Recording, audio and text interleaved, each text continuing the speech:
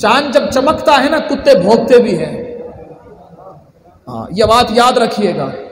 جب چاند چمکتا ہے تو کتے بھونکتے ہیں اور کچھ ڈیڑھ ہوتے ہیں جو تھوکتے ہیں. لیکن جو تھوکتے ہیں نا ان کا تھوک انہی کے منہ پر آتا ہے.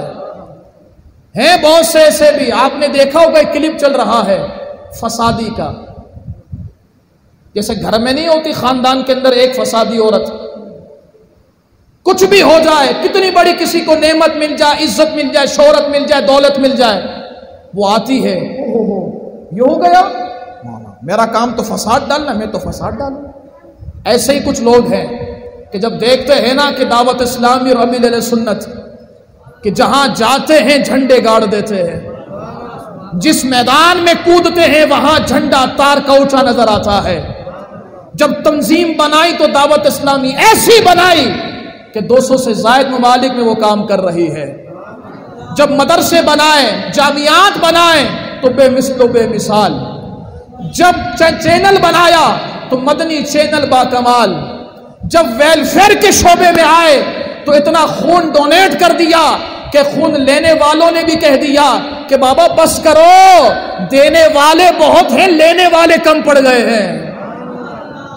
اب جب شجر کاری کا وقت آیا تو اللہ اکبر, جب شجر کاری کا وقت آیا تو ایسا کام کر دیا ہے کہ اپنے تو اپنے ہیں, غیر بھی یہ کہہ رہے ہیں کہ واہ واہ تار, رب نے تیری زبان پر ایسی تاثیر عطا فرمائی ہے کہ جس میدان میں جاتا ہے اور جس کو جو بولتا ہے رب تعالیٰ ویسا ہی کر دیتا ہے. جب دیکھتے ہیں نا کہ اوہو اتنی میں عزت مل گئی, خود تو کچھ نہ کر سکے, اتنی عزت مل گئی, تو کہتے ہیں اوہو آداب طعام میں نے پڑھی تھی, آداب طعام, اس میں تو کھانے کا طریقہ سکھایا گیا, جہاد کا انداز نہیں سکھایا جا رہا. میں نے کہا الحمدللہ مدنی مذاکرے سنا کرو.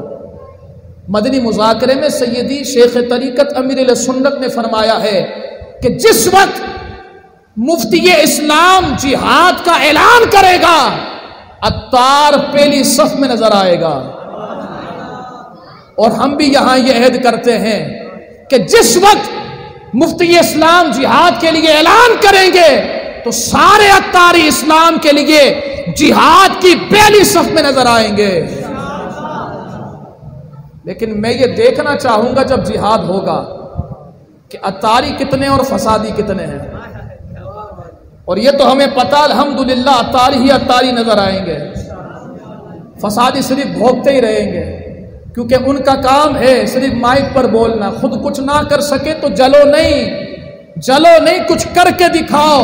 کا آداب طعام صرف کھانے کا طریقہ سکھایا. میں نے کہا میرے بچے کھانے کا طریقہ سکھایا, وہ بھی مصطفیٰ کریم والا, حضور کی سنت سکھائی ہے. علماء یہاں تشریف فرما ہے, باریک بینی کو جانتے ہیں. اس نے یہ جو بات کہی ہے نا 3 انگلیوں سے کھانا سکھایا ہے, یہ 3 انگلیوں سے کھانا حضور کی سنت ہے. اگر تنقید کرتے ہوئے کہا ہے تو بیٹا پھر سے کلمہ پڑھ لے.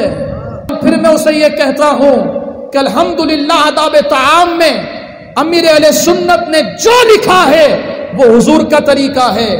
اور تمہارے اداروں میں کیا ہو رہا ہے, اسنوکر, کرکٹ, فٹ بال, واہ واہ واہ. غلام غوث بغدادی اگر اسنوکر کھلائے, کرکٹ کھلائے, فٹ بال کھلائے تو تجھے جہاد یاد نہیں آتا.